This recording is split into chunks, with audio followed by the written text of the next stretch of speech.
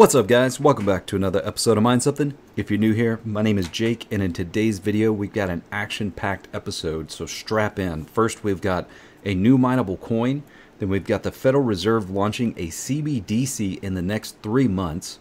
Then we've got, why was Signature Bank closed? Was it due to crypto or was it insolvent? Then next we have pricing for the RTX 4070.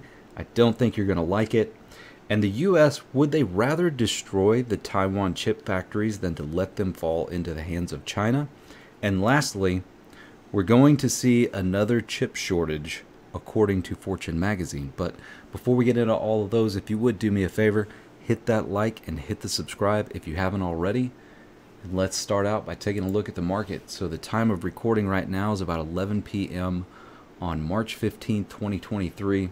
Bitcoin is coming in at $24,346. Dogecoin down to 7 cents. Monero at $147. ETH Classic $18.51.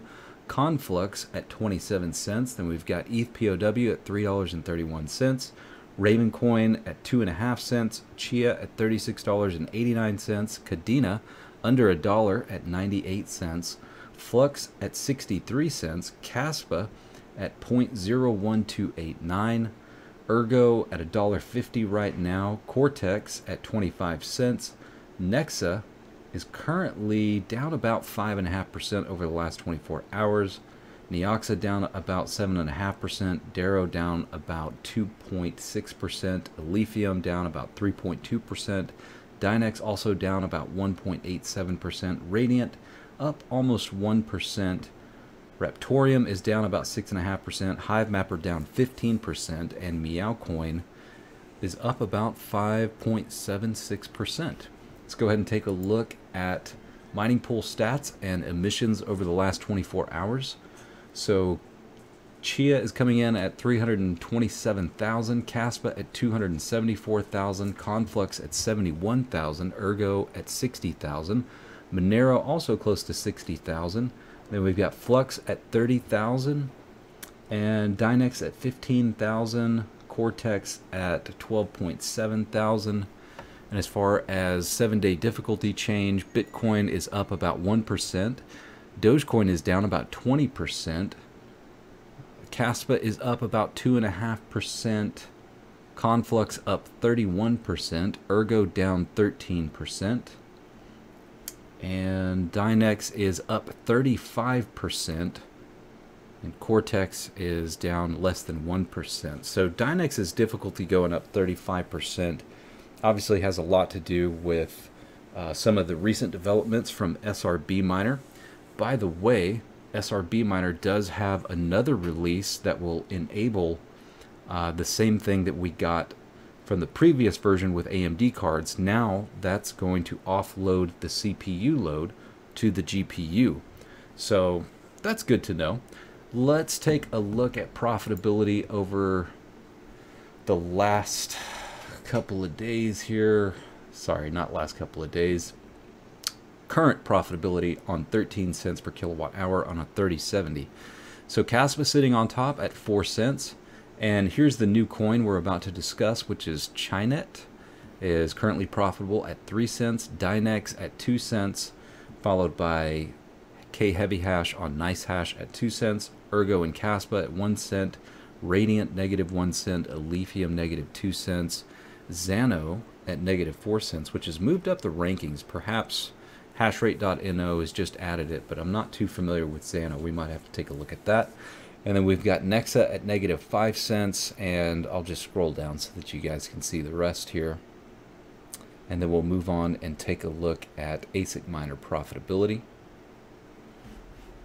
So right now, the D9 is coming in on top at $13.03 a day, followed by the L7 at $10.81 a day, then the K7 at $10.54 a day, followed by the HS3 at $10.37. Let's see what else. We got the Jazz Miner coming in at $3.65 a day. Gold Shell SC6 SE coming in at $2.54 a day. And I'll scroll down. And once again, I will show you guys what I am currently mining. I have moved almost everything over to Caspa, and it's been that way for probably about 5 days or so. Um, Earnings are looking pretty bad. It wasn't that long ago that the majority of my farm would yield me about 1,000 coins a day. And I did have one of my desktop GPUs off over the last 24 hours or so. So earnings are down a little bit. Usually it hovers at about 700 to 750 a day. Currently have about 18 gigahash on it. We'll take a look at the farm real quick. So using about 2700 watts, and as you can see, I am mining a little bit of Dynex on my AMD rig, and the rest is on Caspa. Let's go ahead and take a look at the AMD rig. You guys have seen this before, but perhaps there are a few of you that have not.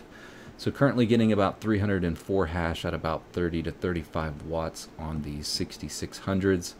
And as far as at the pool, I'm showing 1.823 kilohash in the miner, and at the pool, I think we're averaging about 1.66, 1.7, which isn't too far off, but I'm no longer limited by my CPU ability, but you're still going to run into some issues if you're using NVIDIA cards. I think they're still trying to work the kinks out on that. So as you can see, currently at 1.64 kilohash, and over the last 24 hours we've been at 1.66. So not quite getting 100% of that, but of course you have your pool fees and your dev fees in there as well. So as of today at about 9 o'clock this morning, SRB Miner did announce version 2.2.2. They moved the CPU part of proof of useful work for algorithm Dynex on NVIDIA GPUs to the GPU. Better utilization of the CPUs that have more threads than running GPUs for algorithm Dynex. Parameter Dynex CPU POW now expects GPU IDs of devices on which you want to use the old CPU proof of work method. An increased value of auto intensity a little bit under Linux OS for algorithm Dynex, and some minor bug fixes. Now, I haven't tested this yet on an NVIDIA rig, but I will be, and I will update you guys as soon as that is done. And let's move on. Let's talk about Chinet for a minute. So currently has about 141 gigahash on it. It is using ProgPow-Z.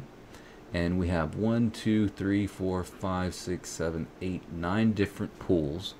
Notice Ecopool and New Pool are both in here. I know those are both Dynex pools as well. But I've looked into it a little bit. I just noticed this right before starting the video, so that we're going to kind of explore this together. So let's read off what we got here. We got Chinet is a technology that seeks to combine the latest advances in digital finance, decentralized applications, and artificial intelligence. The security of your transactions is ensured by the time-tested crypto note protocol. The hybrid proof of work and proof of stake consensus algorithm make it possible for anyone to mine and use Chinet. I came up with a new acronym for combining proof of work and proof of stake, and I refer to it as woke. So it'd be proof of woke if you combine these together. Anyway, moving on. Let's see here. We got safety. Users must be able to trust Chinet for the security of their transactions without the risk of errors or attacks on the network. All transactions are cryptographically secured using the latest and most efficient encryption tools. Privacy. Chinet takes the privacy of its users seriously. The highest level of privacy must be available to all users without exception, whether they are technologically competent or have no idea how cryptography works.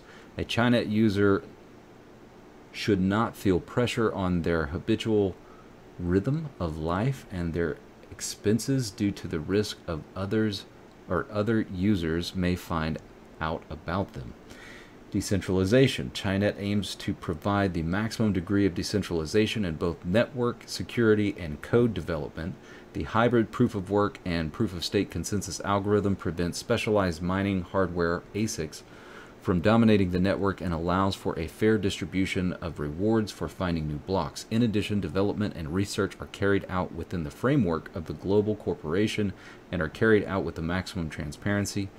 Each development decision is open to public discussion and voting. So, Chinet is launching a subnet and its own gas token, CHNT, on the Avalanche platform. This will enable the project to scale. Chinet users will be able to implement fast smart contracts for decentralized applications and configurable fees and other benefits of the Avalanche network. To pay for gas, users do not need to purchase an additional asset. All transactions will be made with the CHNT token. To convert CHN for the CHNT token, an autonomous decentralized exchange office will be launched. And then we have neural network and artificial intelligence. Inspired by the successful experience of fellow programmers, Chinet begins research aimed at launching a neural network. Artificial intelligence successfully copes with some tasks, including helping users with code generation. Artificial intelligence that will generate the smart contracts code in the Go program language is the goal of our research. In our opinion, this technology will give a large influx of new users to the sphere of the blockchain and will make it easier for developers to perform tasks. So, what I really would like to know, I have not found within this website. I would like to view the tokenomics, whether or not there's been a pre-mine, how much is controlled by the dev team, but unfortunately they're not providing that type of information, or at least I haven't found it yet. I did try to join their Discord, but in doing so, actually let me just show you. So we'll click on this. We've beamed the info to your Discord app. You can close this browser or continue with the web version. So continue to Discord, and nothing appears here. So I'm not familiar with the term beam the info in regards to Discord, so I'm not really sure what's up with that. But going back to their website here, they do show that CHN, there is a trading pair on TextBit. So if you select that, then it just continuously opens the same page. It does not take you to TextBit. So I pulled up TextBit and I've sorted by USDT pairs. We type in CHN, nothing. Even just with the letter C, I've scrolled through this list and I don't see it in there. So, yeah. Not looking too great. It kind of feels like they've just taken a bunch of buzzwords at the moment and thrown them into this website, you know, talking about AI, using Avalanche, proof of work, and proof of stake consensus algorithm, but really not giving you any information. Let's see if we can find a white paper here. I noticed they did have a link to GitHub. Well, we got a roadmap here. Let's check this out. So we've got the testnet in December of 2022, mainnet launched in February of 23, listing on I'm not sure, Exigit? I'm not sure what that is. Launch of trading in CHN and USD and CHN and BTC pairs on that exchange. Then research on additional privacy methods. Private wallet, listing on DexTrade, white paper. So white paper is not coming out. Well, it says March of 2023. Then we've got project redesign. A new logo is being developed and the overall design of the project is being updated. In April, it says listing on TextBit. Okay, so that explains that. Q2 of 2023, mobile wallet. Then we've got e-commerce API. Tor implementation, built-in Tor network support implementations for Chinet wallet. Chinet knowledge base, Chinet subnet, DEX, governance platform, neural network research, Q4 of 2023. I don't know. Everything seems very generic. Let's see what kind of documents we got here. Coming soon. Okay, so there's just really not a whole lot to go off of. And, you know, what really bugs me is, why do we even have a new coins page in Mining Pool Stats? I mean, how often do they actually put something new on here? Now, here's the thing. This is on Mining Pool Stats. If you search for the coin, you're going to find it. But if you look at new coins page, you're not going to see it. So, I don't know. Anyways, let's move on. We got lots of stuff to cover. So, next thing I want to jump into is the Federal Reserve confirms July launch for FedNow Instant Payment Service. They might as well call it a CBDC. So the United States Federal Reserve has confirmed a July launch date for its long-awaited instant payment system, seen by some as an alternative to central bank digital currencies and stablecoins. I guess we can make the distinction simply because the Fed is not a bank. They are comprised of many, many different banks, but the instant payment network will settle payments in seconds and can support transactions between consumers, merchants, and banks. It does not rely on blockchain technology. It's a significant step for the government as it is controlled by the Federal Reserve Bank as opposed to Clearinghouse's RTP network, which is operated by a consortium of large banks.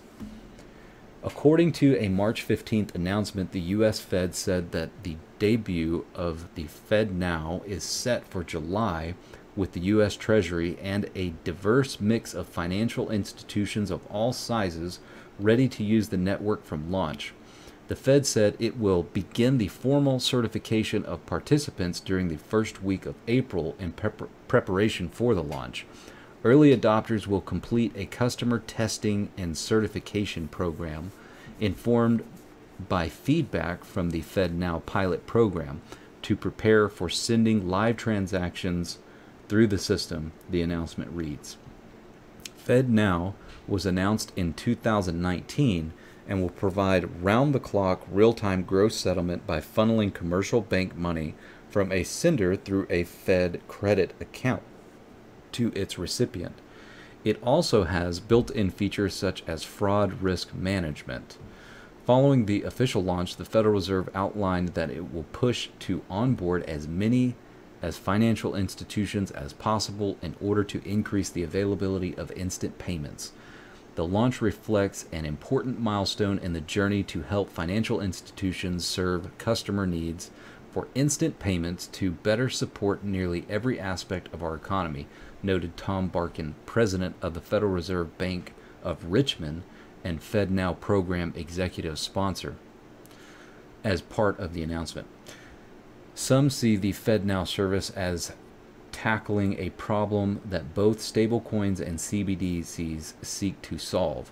The FedNow program however, doesn't use blockchain tech, while the Federal Reserve is known to have a cautious and skeptical view on stablecoins.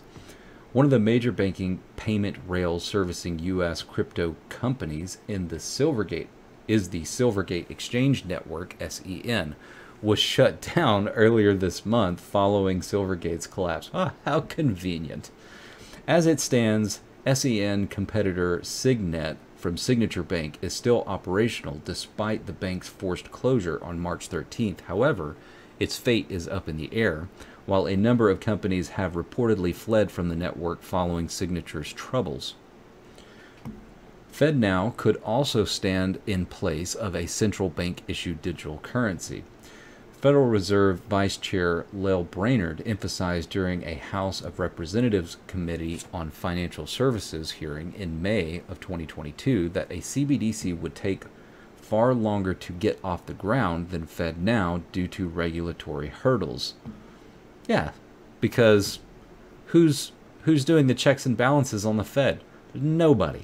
Anyways, Congress were, if Congress were to decide to issue a central bank digital currency, it could take 5 years to put in place the requisite security features, the design features, she said.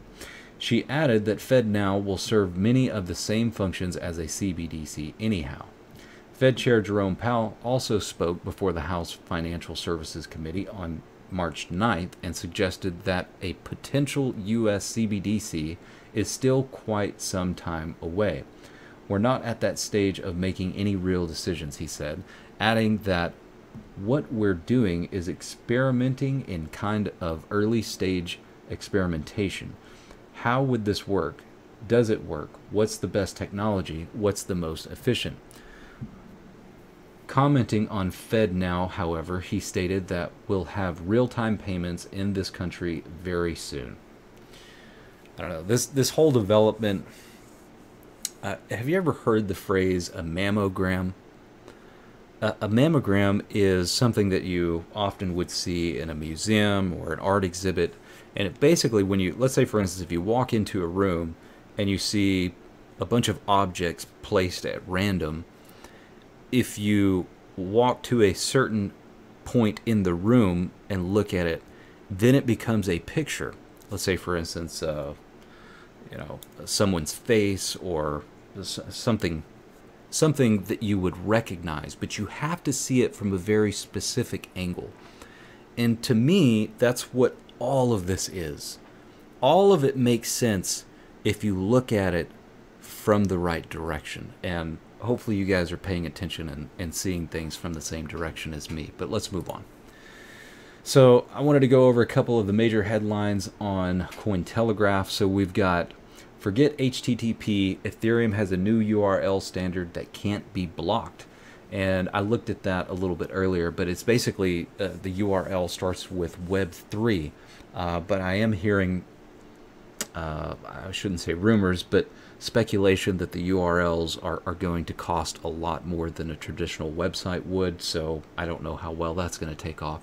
And then we've got Bitcoin to 100,000 next. Analyst eyes textbook perfect BTC price move. Wyoming's private keys bill addresses growing threat to rights and assets. Bitcoin derivatives suggest 26,000 resistance level won't hold for long. And Bitcoin price breaks 26,000 as U.S. inflation comes in at 6%. So the next thing I wanted to get into was, why was Signature Bank closed? So the announcement came shortly after Silicon Valley bank closure, but a lot of people have been speculating that the reason that Signature Bank was closed was because of its crypto exposure. And according to Barney Frank, he basically said in public that they were shut down because they wanted to send a very strong message to the crypto community that they were shutting it down. They're trying to close all the off-ramps. Now, who is Barney Frank? Barney Frank is a former American politician. He served as a member of the U.S. House of Representatives from Massachusetts from 1981 to 2013. A Democrat, Frank served as chairman of the House Financial Services Committee from 2007 to 2011 and was a leading co-sponsor of the 2010 Dodd-Frank Act. So if you're not familiar with the Dodd-Frank Act, I definitely recommend you get familiar with that. Also, the architect of that was Michael Barr, and Michael Barr, he also served on, I think, the board for Ripple. So there's a lot of deep ties in this, and for him to come out and say that, they shut it down because it was crypto related. And then also you have, I wanted to play this clip from Wendy O. She talks about it as well. So I'll just play that and let you guys listen to her opinion on the matter. Barney Frank openly admitted that Signature Bank was arbitrarily shut down even though there was no report of insolvency, simply because regulators wanted to destroy crypto in the United States of America. They want to destroy innovation. They do not want to collect taxpayer revenue for crypto companies, and they want to push all of the crypto companies overseas. because they want to control you. And the way that they're going to do it is with their CBDC. Make no mistake. So, you know, as far as Signature Bank being closed because it was crypto friendly, there's definitely more to it than just that. The fact that they had a payment rail system that operated 24/7 and it was in direct competition with FedNow, I think that has a little bit more to do with it. But I did notice this tweet from Ben Armstrong today. He says, "I told you guys yesterday, by the time this story is told, it will be one of money laundering. Top 3 guys at Signature probably are all doing prison time. This is a New York bank." So, you know, who knows if we will ever know the true reason, but I have my suspicions. But it's very unfortunate, to say the least. All right, so enough about all that. Let's talk about the RTX 4070 and the pricing rumors that we are hearing. So there was an article from Video Cards that talked about the embargo details. So the launch of the GeForce RTX 4070 is now scheduled for April 13th, but just before this date, NVIDIA has set several embargoes for partners and reviewers. So here's what you need to know. According to our information, the first embargo starts this week. Board partners will start contacting channel partners and stocking the RTX 4070 cards in their regional warehouses before it is delivered to distributors and later to retailers. That said, AICs, or add-in card partners, got almost a month to stock and distribute RTX 4070 GPUs. Reviewers will start receiving their samples in early April, so they should have at least 1 week to finish their reviews. Now, the interesting detail is that the review embargo will be split between MSRP and non-MSRP models. What this means is that instead of 2 separate embargoes for NVIDIA Founders Editions and custom cards, NVIDIA will split the review embargo based on their market price. So by splitting the embargo this way, NVIDIA will essentially promote cheaper custom models instead of the factory overclock designs, which are typically pricier. On the other hand, it doesn't really make sense to split the embargo by a whole day because barely anyone will have a chance to read the reviews on non-MSRP cards just as they hit the shelves. NVIDIA will officially announce the GeForce RTX 4070 on April 12th, which is also the review embargo for all RTX 4070 cards to be offered at MSRP. The non-MSRP model test will be published on April 13th, the same day the card officially launches. So, our good friend from Moore's Law is Dead made a video about pricing. And he came out with this video after a couple of other YouTubers did. And for example, Classical Technology came out with a video speculating price on the 4070, and he was coming in much lower, as you can see the price here already. But let's get into what Moore's Law had to say. Why do you think NVIDIA would put extra effort this time around into making sure AIBs don't charge much more than MSRP? Do you think it's because Jensen Huang has found religion and has decided not to be greedy? No, let's be honest. Occam's razor would suggest that's the least likely scenario going on here. Okay, well, so then if greed is still around, why would they do this? Well, I'll tell you why, and let me put this quote on screen. It's because the RTX 4070, at least as of right now, is planned to have an MSRP that is so dangerously close to the 4070 Ti that if AIBs were to charge much more than MSRP, it would cost the same as a lot of 4070 Ti models.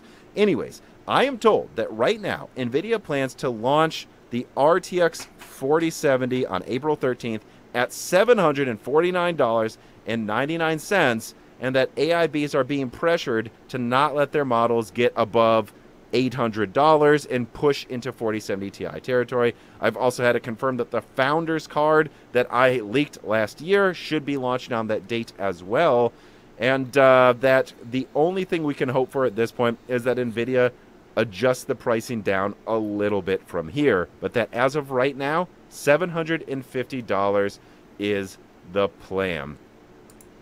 So I want to hear from you guys. What do you think the RTX 4070 is going to cost? Now, if you look at the price increase from the 30 series to the 40 series that we have now, you know, like a 4090 is coming in line with 3090 pricing, but the 4070 Ti, which was originally supposed to be the 4080 12 gig, which was just ridiculous and asinine of them to even attempt.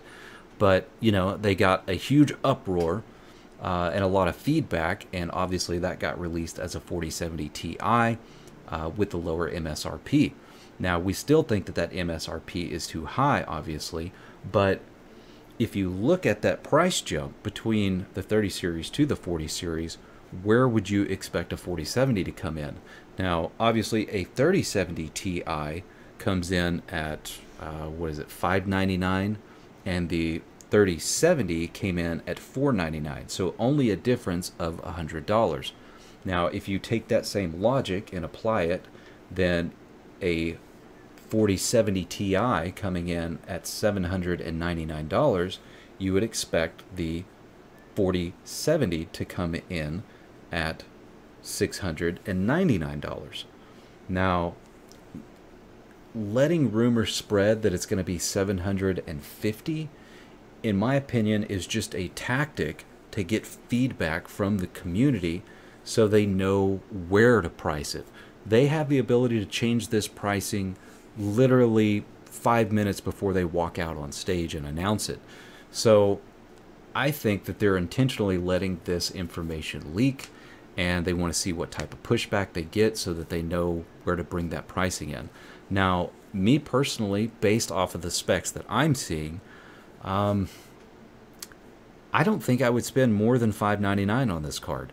Now, if it's, let's say, $649, okay, maybe, but that's still pushing it. But $699 and above is just too much, and it's gonna have to be one hell of a performer on mining for me to consider anything over $600. And having said that, my plan was to run out and buy one just as soon as they launch so that I could do testing for the channel. But we got a month in between the launch, so hopefully we get some price leaks and it comes in under $650, but it's not looking very likely, unfortunately. But let's move on. So next we've got the U.S. would destroy Taiwan semiconductor factories rather than letting them fall into the hands of China, a former national security advisor says. Now, I'm not going to go over this entire article. I just want to point out the bullet points here. So we got a former national security advisor says the U.S. would never let China gain hold of Taiwan semiconductor factories. Robert O'Brien told Semaphore that China could control the world's economy with the factories. And then TSMC is the world's largest chip manufacturer, powering most of the devices and equipment used in every day. So if Robert O'Brien is telling us that China could control the world economy if they had control over TSMC's factories in Taiwan, well, what does that tell you about the U.S.? It tells you they're controlling the world's economy, as if we don't already know that, but obviously they want to hang on to that. And that brings me to the next article when we talk about the Chips and Science Act. Obviously the U.S. is trying to do everything it possibly can to make sure that if such an event were to occur where they were going to lose control over Taiwan, that they're basically, they've set up shop here at the U.S. So let's get into this article here. The sprawling $280 billion Chips and Science Act is finally here, with applications for funding opening on February 28th. U.S. President Joe Biden has already claimed that the act as one of his signature achievements, giving it prime place in his recent State of the Union last month. And it's not just Washington throwing money at semiconductors. The European Union, Japan, and India are also launching their own semiconductor subsidy programs. So now that governments are pledging hundreds of billions of dollars to shore up their chip supply chains, will we see another chip shortage in the future? The unfortunate answer is yes, we will. Chip shortages result from a mismatch between supply and demand that cannot be addressed quickly either by chip manufacturers by scaling up production or by markets by adapting to chip production profile. The challenge of resolving the two isn't going away and may even grow in size. Semiconductor demand is unpredictable. The consensus is that future chip demand will be driven by AI, electric and autonomous vehicles, the Internet of Things, and 5G and 6G. Yet the exact nature, speed, and magnitude of that increase in demand is still unknown. We can't predict what kind of AI will dominate in the next few years. The development of autonomous vehicles is slower than predicted. 5G deployment rates are greatly affected by geopolitics, and the future of 6G is even murkier. Entirely new product segments could emerge. See Bitcoin mining, which no one could have predicted being a significant driver of semiconductor demand. The uncertainty makes demand planning hard for chips of different types, logic versus memory, digital versus analog, high voltage versus low power, and so on, and rises the specter of shortage. Supply is also unpredictable. Chip foundries are typically run at a close to full utilization. That makes chip fabrication notoriously susceptible to natural disasters, earthquakes, floodings, etc., accidents, fires, power cuts, etc., sabotage, and geopolitical and military crises such as tensions between the US and China, or between Beijing and Taipei, or even between Japan and Korea. In theory, sufficient redundancy and excess capacity could overcome these disruptions, but the amount of investment needed to build a large enough buffer would be prohibitively high. It would also take years for capacity building and technology and human resources to support this investment. And chip fabrication is a low-margin business. It won't sustain much excess capacity or redundancy for long. Nor can we assume that current chip investments will inevitably succeed. The economics of chip production is harsh, and most countries and companies won't be able to make the one-time and reoccurring investments needed to support chip fabrication, especially at the cutting edge.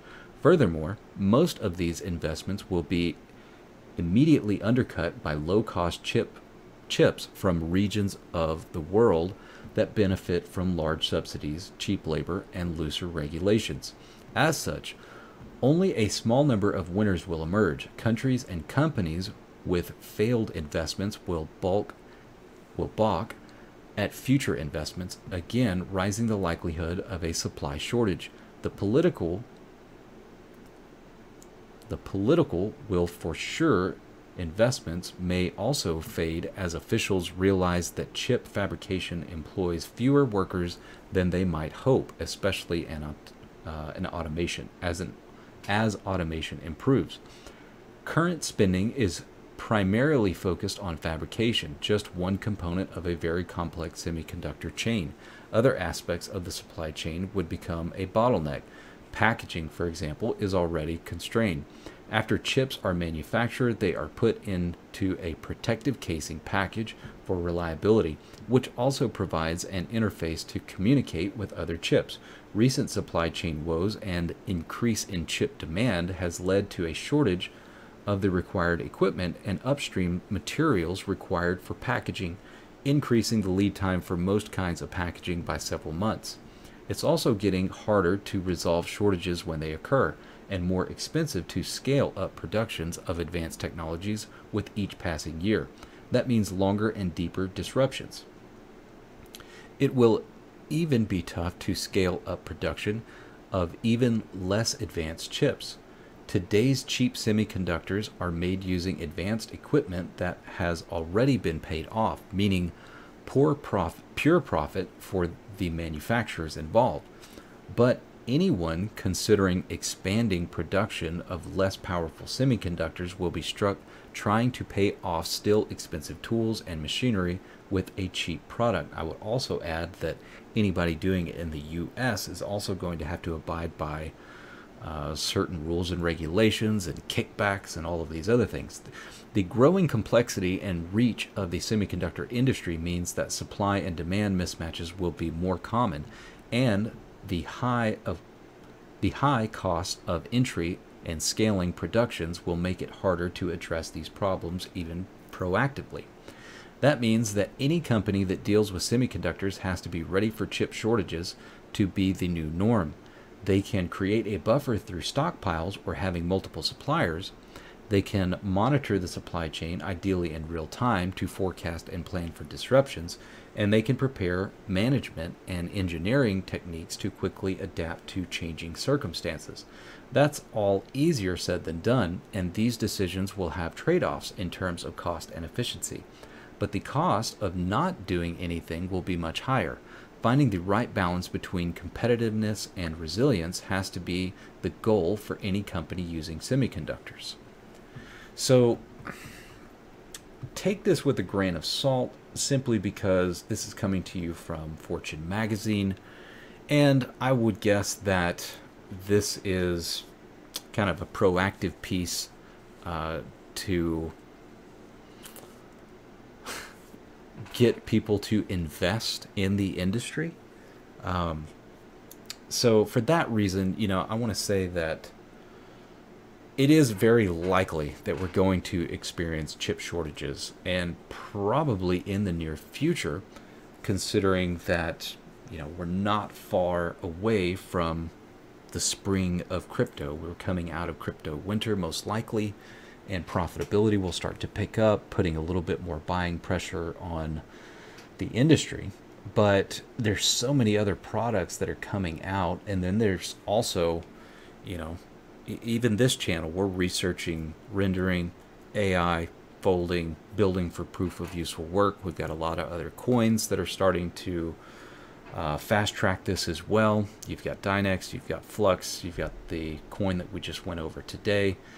And I think there is going to be a lot of buying pressure, but there's also the political tensions. But then we also have, we're building factories now, so perhaps we can get ahead of it. It's extremely difficult to forecast, but I think it is pretty safe to say that we will experience shortages. And that's probably a good thing for those of you hanging on to your GPUs for the future. If you do plan on selling at the height of the next bull run, then you're probably going to get a much better price on those cards that you're holding. However, I do want to point something out. I did notice another article. I didn't cover it in this particular episode, but they are saying that 3070s, 3060 Ti's, 3060s, they're all getting pulled off the shelves. So apparently right now you can't find any of those through Best Buy. I believe the Founders Editions have not been available for a while, but even the 3070 Ti was available, here and there sporadically.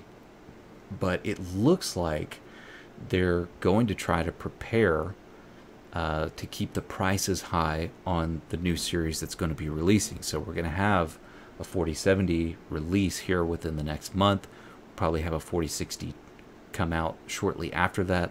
I haven't really heard anything on the 4060 Ti, but I'm hoping that the prices of the 30 series are going to start to creep back up here a little bit, and not because I'm trying to sell any, but anytime you're holding on to an asset, you want to see that appreciate. Now, I don't plan on changing out the entire farm for 40 series. I'm probably going to build a rig for proof of useful work, and I'll probably put a 4090 in my personal desktop computer. But yeah, as far as selling GPUs is concerned right now, I don't think you would want to be selling GPUs at these prices. But it looks like you would be better off holding out for a little bit. Let's say, for instance, for the next 3 weeks, if you were trying to sell GPUs, because people are going to have a hard time finding 30 series cards from the 3060 to the 3070 Ti being on a retail store shelf. So that should increase the prices of those GPUs a little while. But once we get the release of the 4070, there's a pretty good chance that they might come back down in prices. But anyways, it's been a long episode, guys. We're 45 minutes into this. I'm going to let you go. Hope you enjoyed the content. Do me a favor before you go. Hit that like and hit the subscribe, and I'll see you on the next one.